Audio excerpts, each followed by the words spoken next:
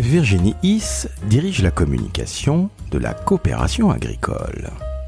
La coopération agricole fédère plus de 2000 coopératives agricoles, vous l'avez compris, qui représentent parfois, voire très souvent, de très belles marques. J'en veux pour preuve cette statistique incroyable que personne ne connaît réellement, à savoir que une marque sur 3 dans nos linéaires de super et d'hypermarchés proviennent de coopératives agricoles.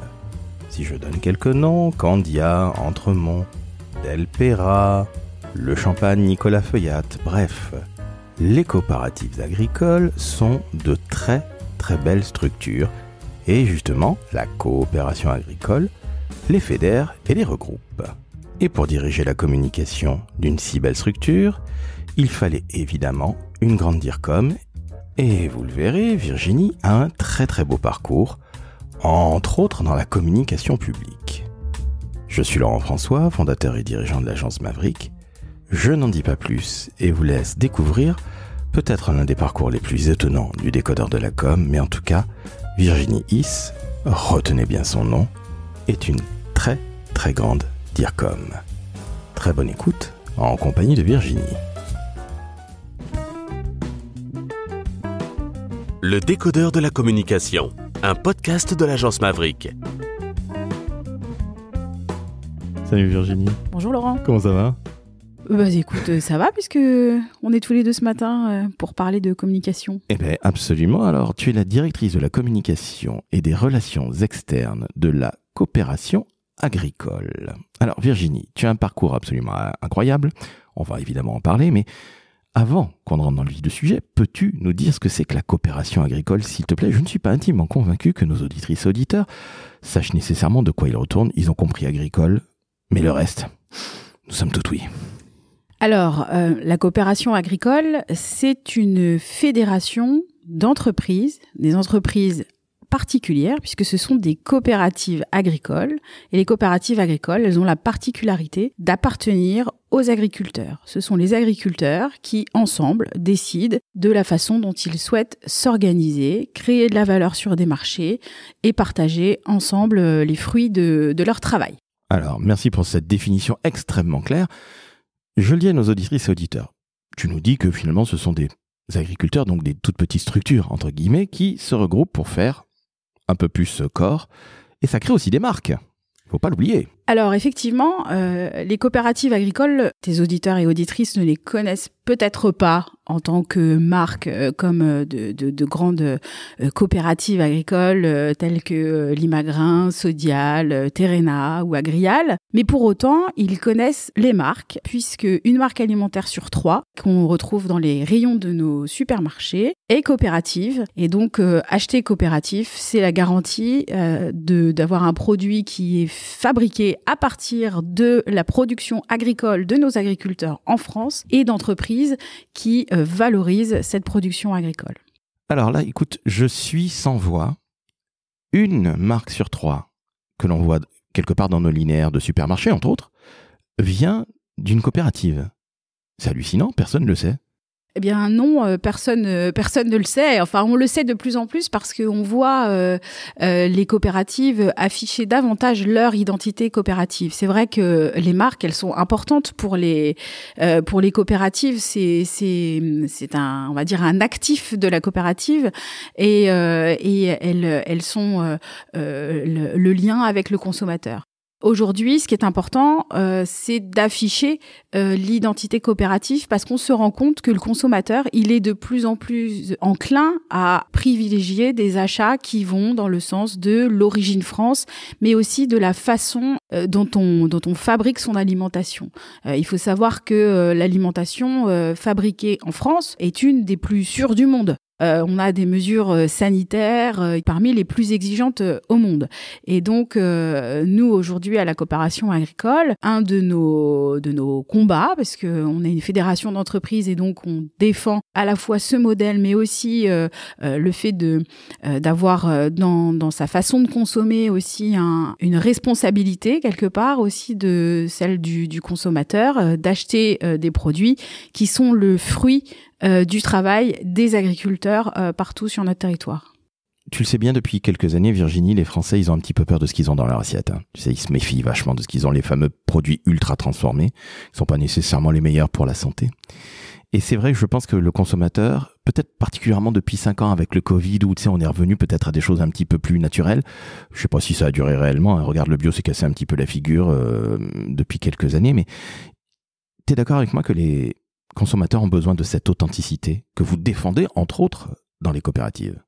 Alors c'est cette authenticité effectivement qu'on défend nous dans notre quotidien, mais en fait ce qu'il faut voir c'est que le consommateur il est aussi paradoxal. Il est d'un côté un citoyen qui souhaite avoir dans son assiette des produits de qualité, bons pour la santé, mais aussi des produits qui sont pas cher. Et donc là, on est dans une sorte d'injonction paradoxale puisqu'on se rend compte aujourd'hui que, par exemple, 50% du poulet qui est consommé en France est importé. Et importé de pays qui n'ont pas les mêmes exigences que celles qui sont appliquées ici en France. Et donc, un des sujets pour nous, c'est celui de la souveraineté alimentaire de la France et de l'Europe, puisque aujourd'hui, la coopération agricole et les coopératives sont particulièrement européennes dans leur façon d'envisager aussi quelque part l'avenir de l'agriculture.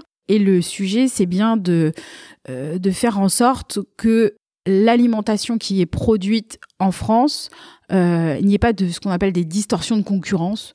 C'est-à-dire les produits qui sont importés respectent les mêmes normes que celles qui sont appliquées en France. Alors, on est bien d'accord. Tu as dit en début d'interview que justement nous avions une des meilleures agricultures du monde, on peut le dire très clairement. Elle est extrêmement contrôlée. Tout à fait. C'est difficile pour nos agriculteurs, ils le disent, mais on peut dire cocorico, on a la meilleure agriculture du monde. Ou l'une des meilleures. Allez, on va rester humble. C'est vrai que l'Europe, ça ouvre des portes, c'est bien, mais tu le dis toi-même, le poulet qui est quand même extrêmement consommé, la moitié vient d'ailleurs. Comment les adhérents des coopératives, comment on les appelle? Je crois que Alors, les associés coopérateurs. Merci, voilà. J'appelle ça des adhérents. Honte à moi. Donc, les associés coopérateurs, comment ils prennent ça? Parce que toi, évidemment, tu regroupes les coopératives. Mais comment ils arrivent à survivre avec toutes ces normes qui viennent, entre autres, d'Europe, avec des traités Mercosur qui sont une énorme cagade, si je puis dire, et une énorme concurrence? Comment ils prennent ça, les femmes et les hommes qui sont sur le terrain, sincèrement?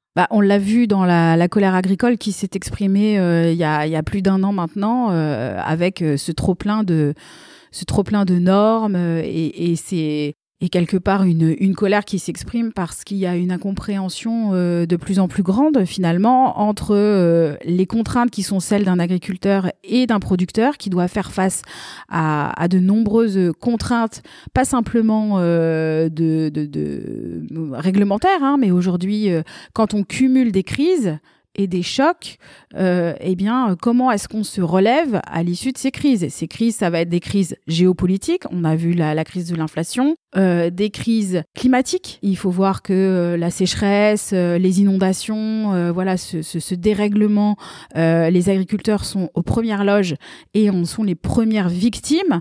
Ils en sont aussi des acteurs majeurs de ce changement. Et contrairement à ce que on laisse parfois à croire dans certains médias, les agriculteurs sont des acteurs des transitions et du changement climatique. Et ça fait partie effectivement au niveau de la coopération agricole des messages que nous on fait passer. La coopération agricole, et notre rôle à nous à la communication, c'est d'être dans l'influence et donc c'est d'aller porter ces messages auprès de différentes cibles, que ce soit des parlementaires, des ministres, auprès des différentes parties prenantes de notre secteur, mais aussi au-delà, et ensuite aussi les médias, la presse, pour aller vers le grand public et faire comprendre que en fait il n'y a pas une agriculture forte sans une industrie forte aussi, parce que les coopératives, ce sont des industries agroalimentaires. Et un de nos sujets, c'est aussi de faire en sorte que quand on parle d'industrie, et je crois que c'est un sujet qui est partagé par tous les types d'industries aujourd'hui, c'est un mot qui a tendance à faire peur, mais pourtant c'est un mot essentiel parce que aujourd'hui, on a délégué à d'autres le soin de produire pour nous. Et en fait, on voit bien que dans le monde dans lequel on vit, totalement déstabilisé, il y a cet enjeu presque de relocaliser, en tout cas de retrouver la souveraineté de notre industrielle de notre pays. Et donc ça vaut aussi pour l'industrie agroalimentaire, qui est pas un gros mot, parce qu'en fait il faut savoir que par exemple pour nourrir Paris, en fait il faudrait que la totalité de la surface de Paris, 1,5 fois Paris, soit entièrement dédiée à l'agriculture pour nourrir les Parisiens. Donc les toits ne suffiront pas à faire de l'agriculture urbaine. Il faut des industries qui sont implantées généralement dans les territoires, dans la ruralité. Et les coopératives agricoles, c'est aussi 200 000 salariés qui travaillent dans ces coopératives. Et c'est 3 agriculteurs sur 4 qui sont dans les coopératives et qui sont impliqués. Alors, encore une fois, merci beaucoup Virginie, parce que je suis pas convaincu que les auditrices et auditeurs connaissent réellement le monde agricole. On ne peut pas leur en vouloir. Et ça, il y a absolument aucun souci. Alors, tu m'as dit beaucoup de choses. Il y a encore des gens en France qui considèrent que les agriculteurs sont des méchants pollueurs et des méchants tout court. J'hallucine absolument. Alors, on a eu le Covid il y a 5 ans, rappelle-toi. On s'est aperçu que nous n'étions pas du tout capables de produire des masques. Tu imagines si on n'est pas capable de produire ce qu'on a dans notre assiette ? C'est la fin des haricots, c'est bien le cas de le dire. On ne peut pas être qu'un pays tertiaire, tu sais, comme ça avait été débilement déclaré dans les années 80 avec nos politiques qui finalement ont commencé à désindustrialiser. L'agriculture, c'était en train de mourir, bon voilà. Et puis, on s'aperçoit quand même que c'est important de savoir ce qu'on va manger, pas manger que des saloperies qui viennent d'ailleurs. Il y a de très bonnes choses qui sont faites ailleurs qu'en France, mais encore une fois, je le dis, première agriculture du monde, enfin, la meilleure agriculture du monde, qui soit, elle est chez nous, donc quand même, c'est très français aussi de déglinguer des gens qui se bougent. Quand tu rajoutes le fait que dans une dizaine d'années, à peu près la moitié des agriculteurs vont quitter leur exploitation, vont partir en retraite. Partir en retraite. Vous, à la coopération agricole, qu'on va appeler LCA, si tu ne m'en veux pas, vous, chez LCA, comment vous voyez ça ? Parce qu'il faut aller porter la parole auprès des parlementaires, comme tu as dit, des politiques. Pour faire court, c'est ce qu'on appelle des affaires publiques. Ou c'est ça que tu appelles. Oui, c'est ça. C'est ce que tu appelles toi des affaires externes. Oui, les externes. affaires publiques. D'accord, ça, mais c'est des affaires publiques. Tu dois porter ça dans les médias pour que ça finisse par résonner chez le consommateur, chez la consommatrice, qui en effet a ses problèmes financiers. Hein. On a vu la crise en Ukraine il y a 3 ans, qui a tout fait augmenter. Donc je comprends les problématiques. Mais quel énorme boulot tu as en termes de communication, parce que honnêtement, c'est les 12 travaux d'Hercule, Virginie. Sincèrement. Alors, les 12 travaux d'Hercule, peut-être, mais il faut voir que un des sujets, je pense, qui a créé aussi cette distance entre les villes et les campagnes, entre les citoyens et les agriculteurs, entre les producteurs et les consommateurs, c'est le fait que autrefois, on avait tous dans nos familles un ou une agricultrice, alors plutôt des agriculteurs, même si la profession se féminise, et on était proche d'une exploitation agricole, on avait grandi. Maintenant, c'est de plus en plus éloigné presque de notre réalité pour nous les urbains, et il faut justement renouer avec ce monde et lutter contre la fracture qu'il peut y avoir entre ces deux univers. Sur le renouvellement des générations, il y a évidemment tout un travail qui est mené aussi avec les jeunes agriculteurs, avec le ministère, avec le syndicalisme agricole aussi, parce que c'est essentiel de travailler sur ce sujet, parce qu'évidemment, si on n'a plus d'agriculteurs, alors on n'aura plus de production alimentaire de qualité, ce qui fait le plaisir de nos assiettes, ce qui fait la réputation de la France, et aussi de renouer avec ce patrimoine. C'est-à-dire qu'en fait, on veut la qualité, on veut des prix bas, mais on ne veut pas de poulailler près de chez soi, d'usines, voilà, et de serres, etc. Donc voilà, il faut lutter en permanence contre ces injonctions contradictoires.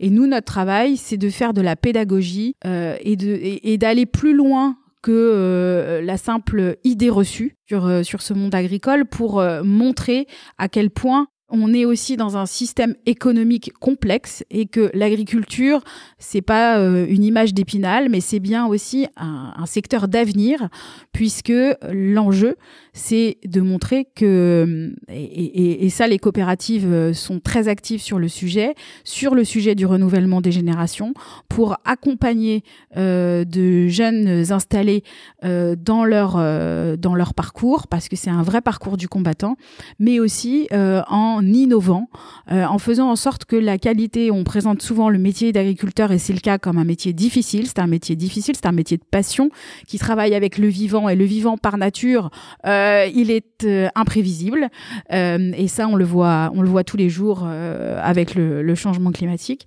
et donc la nécessité d'accompagner ces jeunes et de leur offrir aussi, pour être attractifs, finalement ce qui les intéresse aujourd'hui, et on le voit quand on travaille sur la génération Z, mais la génération d'avant, la génération X ou Y, il y en a, voilà, sur la nécessité d'adapter ces métiers, c'est-à-dire en termes d'horaire, de pouvoir avoir des services de remplacement, d'accélérer aussi la robotisation pour que les tâches les plus pénibles soient réduites, et faire en sorte que on puisse allier davantage, quand on est un jeune agriculteur ou quand on sera un agriculteur de demain, sa vie familiale, sa vie personnelle et sa vie professionnelle.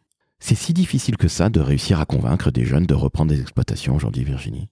Alors, j'ai pas forcément la réponse à cette question, parce qu'elle est compliquée, et on verra de quelle manière le renouvellement des générations et les transmissions d'exploitation après les départs en retraite des agriculteurs vont se faire. Ce que je sais, c'est que autrefois il y avait une transmission presque de père en fils. Et aujourd'hui, c'est une nouvelle façon, et donc c'est aussi une nouvelle façon pour les agriculteurs de transmettre leurs exploitations, dans laquelle ils ont mis toute leur vie, toute leur vie de famille souvent, et puis ils voient leurs enfants qui se destinent à d'autres carrières et qui ont envie de faire autre chose, et les agriculteurs comprennent parfaitement ce choix de leurs enfants, mais derrière ils ont besoin, ceux avec lesquels il m'est arrivé d'échanger notamment sur ce sujet, il y a quand même, quand on parle de transmission, c'est fort, c'est presque un attachement avec un choix aussi. Je vais choisir celui ou celle à laquelle je vais transmettre mon exploitation pour être sûr que quelque part ça va perdurer. Et c'est un peu la même chose dans les coopératives, parce que dans la coopérative, on dit, les coopérateurs disent, on l'a hérité de nos aînés et on la transmettra aux générations futures. Et c'est ça, en fait, le principe de la coopérative, c'est-à-dire qu'elle n'appartient pas à un fonds financier, ou voilà. Elle appartient aux agriculteurs qui vont y mettre ce qu'on appelle des parts sociales, et qui vont la faire perdurer, la faire investir aussi. Ça veut dire qu'ils vont parfois renoncer à une part de revenus pour continuer à faire fructifier et à faire en sorte que l'outil collectif puisse être innovant, puisse s'adapter aux nouvelles contraintes, on en a parlé, réglementaires, mais pas seulement, répondre aussi aux attentes des consommateurs, des marchés, et trouver des débouchés. Qu'est-ce que fait la coopération agricole en matière de com? Il y a des affaires publiques, ça, on en a parlé très brièvement, on va pas s'étendre là-dessus, mais qu'est-ce que vous mettez en place au-delà du fameux prix de communication, des COPCOM, où j'ai été jury, j'en suis absolument ravi, je te remercie, mais qu'est-ce qui est mis en place? Parce que vous faites énormément de choses.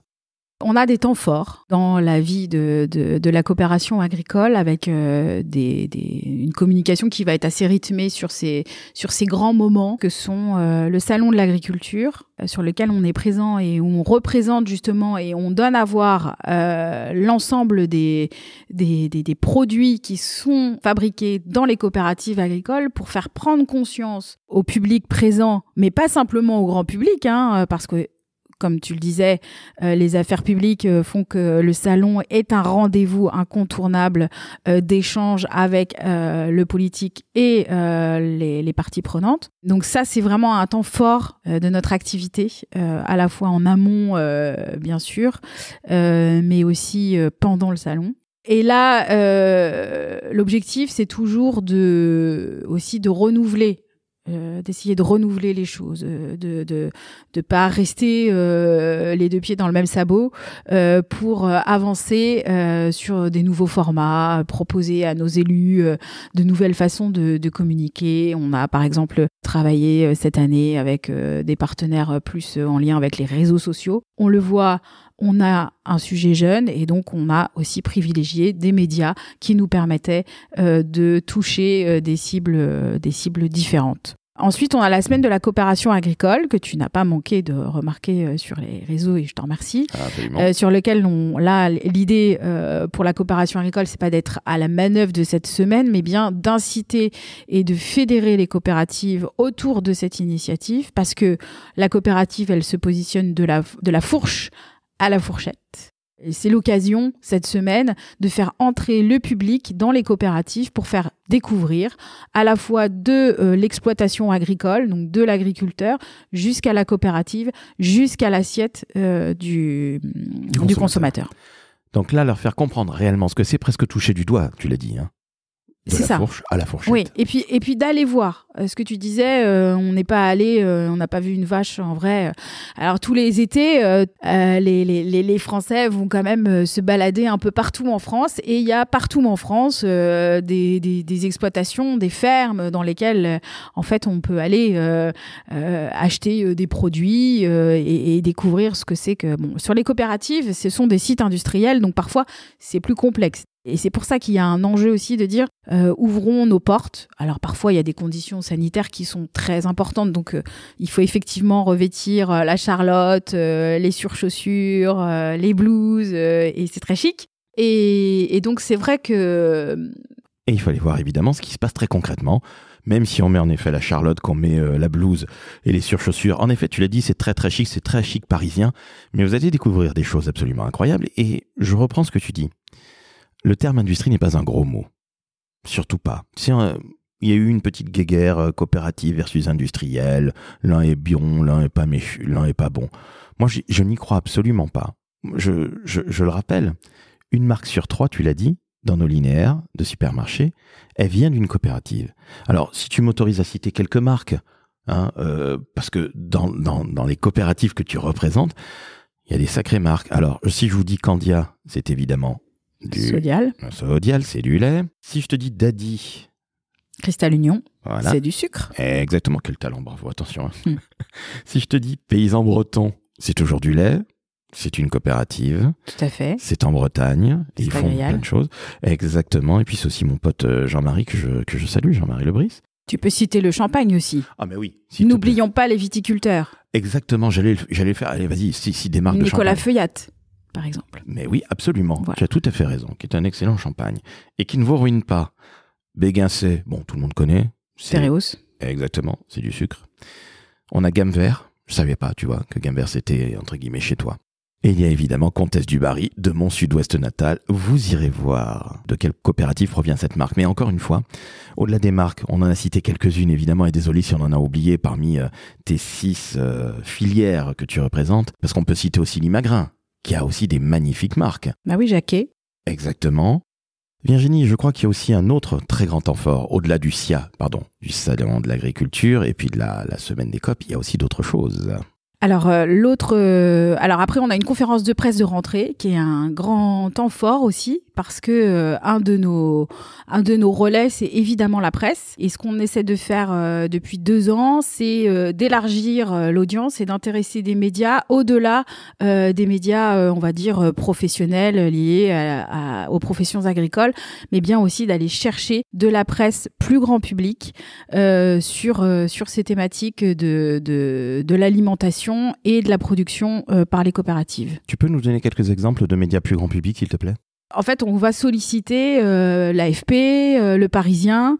On a organisé un déjeuner de presse autour des sujets de l'élevage, et le Parisien était présent, et c'était pour nous assez exceptionnel parce que il faut. Alors, les sujets d'alimentation intéressent, mais c'est vrai que quand on rentre plus dans des sujets économiques, on va rentrer et avoir plus de difficultés. On a fait les Échos. Figaro, Le Monde, voilà, on arrive à sur ces sujets d'alimentation à aller les chercher, et on fait pas mal aussi de radio et de télé avec BFM.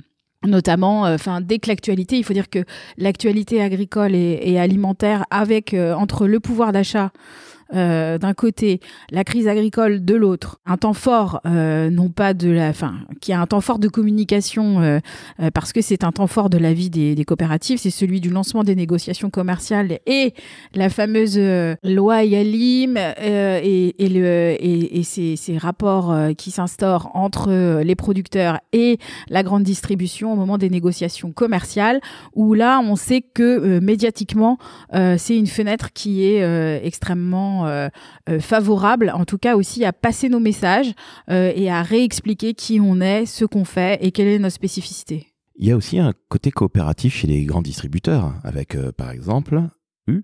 Coopérative U, oui, avec Dominique Schelcher qui a mené cette grande transformation, on va dire, en tout cas en termes de naming, et qui a assumé son identité, son ADN coopératif. Et c'est en ça qu'on voit que le modèle coopératif devient un argument de vente et qu'il est essentiel d'en expliquer quelles sont les valeurs. C'est l'année internationale des coopératives. Donc cette année internationale, elle a pour vocation de mettre en avant partout dans le monde les coopératives et ce modèle justement qui va être parfois détenu par des agriculteurs, des coopératives de commerçants, des coopératives de salariés. Donc il y a une grande diversité de coopératives et les coopératives agricoles font partie des coopératives les plus prégnantes, et en termes à la fois de chiffre d'affaires et de ce qu'elles représentent économiquement dans le monde économique français, mais aussi il y a aussi des coopératives bancaires, par exemple. Et voilà. Le crédit mutuel. Le crédit mutuel. Exactement, la Banque Populaire Caisse d'Épargne, qui sont des systèmes coopératifs. Donc vous avez bien compris, chers auditrices et auditeurs, vous ne connaissiez absolument pas les coopératives.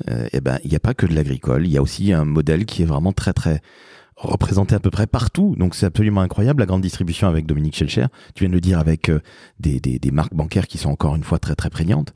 Donc c'est un vrai modèle intéressant. À quand la coopérative de communication ?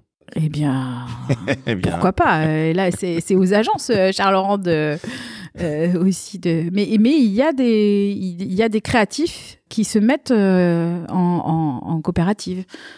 J'en connais quelques-uns.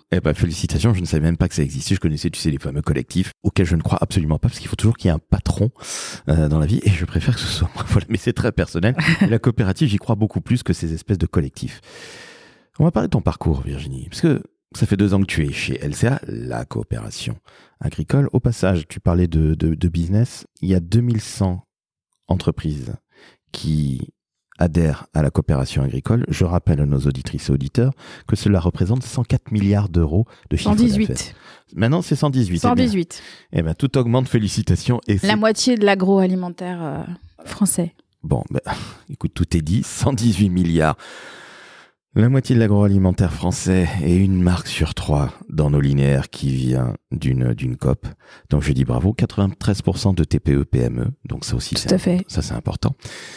Et toi, à la base, tu n'étais pas nécessairement destiné à ça, parce que tu as travaillé dans le monde plutôt du public. Tout à fait. C'est là que j'ai commencé à travailler après mes études, et plus particulièrement dans les collectivités territoriales. Alors dans des formes de collectivités territoriales qui, à l'époque, c'était au siècle dernier, étaient des collectivités qui étaient en émergence, puisque c'était les communautés d'agglomération qui commençaient à être donc ces entités qui, là aussi, du collectif.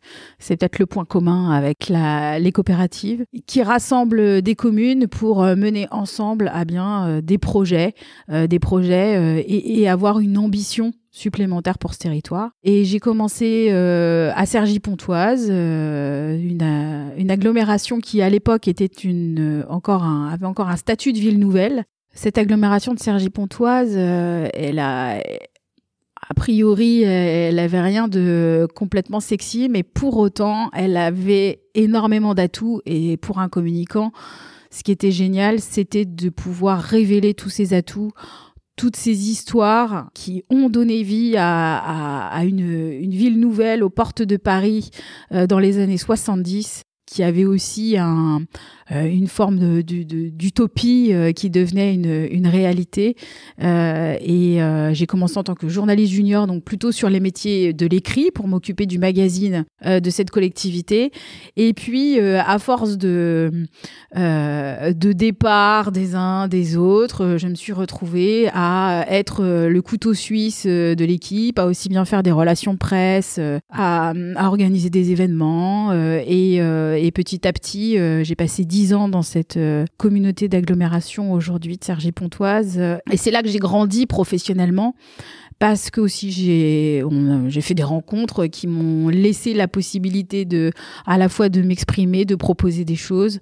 Et puis, j'ai fait mes premières armes aussi de management, parce que être directeur de la communication ou directrice, c'est manager, c'est impulser, c'est embarquer. Et c'est tout ce que j'ai pu faire à Cergy-Pontoise. Donc, ce monde des collectivités et des territoires est extrêmement riche, et là aussi largement insoupçonné, c'est-à-dire de compétences. Et en fait, on peut se passionner pour les réseaux d'assainissement, pour la collecte des déchets. Oui, parce que ce sont des sujets qui sont à première vue un peu ingrats, mais qui en réalité sont tellement présents dans notre quotidien qu'on doit les révéler et qu'on doit pouvoir les vulgariser, faire de la vulgarisation du quotidien presque, pour décrypter comment ça marche et faire comprendre de façon très concrète ce qui correspond à votre feuille d'impôt. Mais c'est absolument passionnant. Je dis toujours, j'adore la com publique, je dis toujours,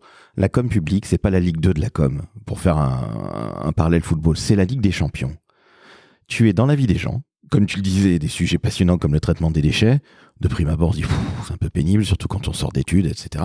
Mais non, ça touche les gens au cœur de leur vie. Donc c'est ça qui est passionnant. Ça peut te permettre d'être créatif, tu peux être particulièrement pénible en adressant ce type de sujet. Mais c'est justement ça qui est intéressant.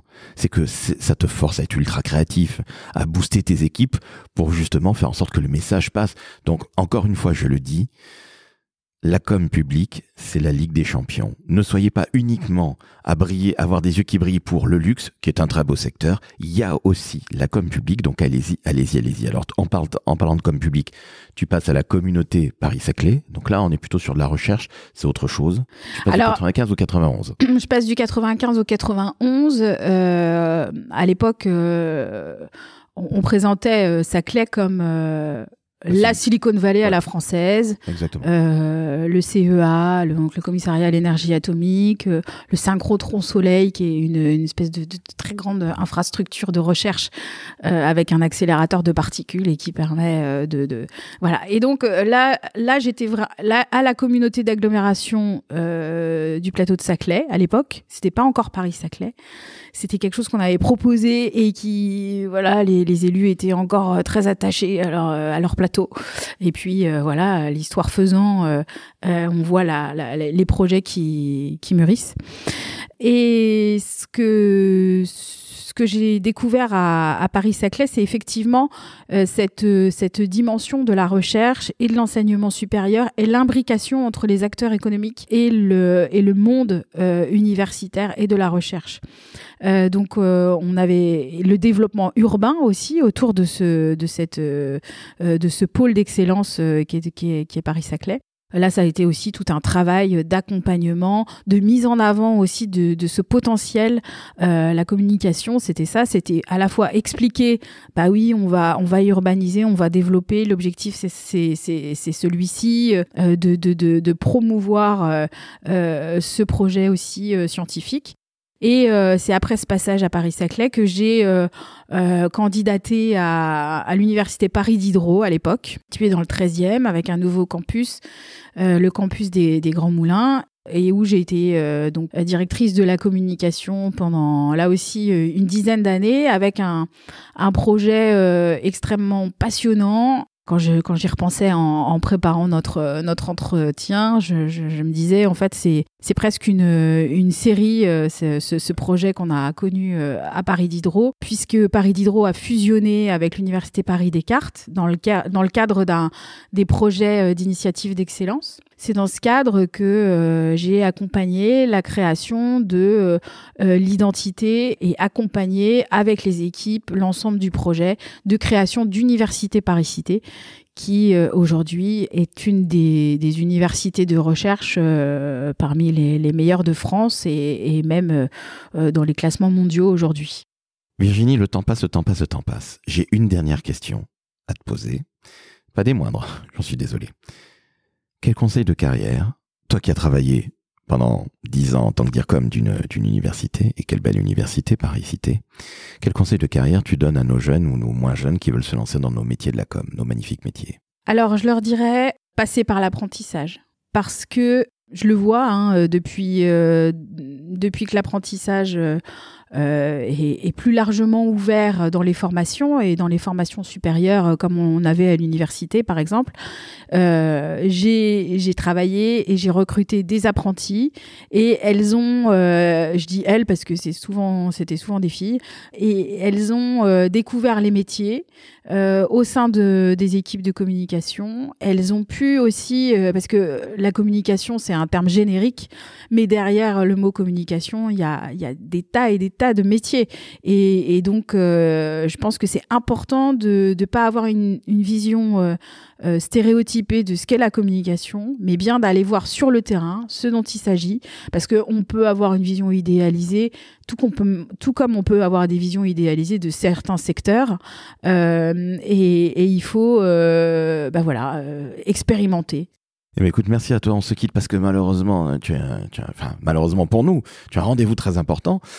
Chers auditrices, chers auditeurs, vous mettez 5 étoiles sur Apple, sur Spotify, vous vous abonnez au Décodeur de la com. Et encore une fois, Virginie, je suis désolé pour cette fin un peu précipitée, mais c'était absolument passionnant. Sincèrement, tu reviens quand tu veux dans le Décodeur, peut-être pour parler d'autres problématiques de communication, parce qu'il y en a tellement qu'on ne sait pas, on n'est pas allé particulièrement dans le détail, mais tu es plus que la bienvenue dans le Décodeur. Merci Laurent. Ciao, ciao.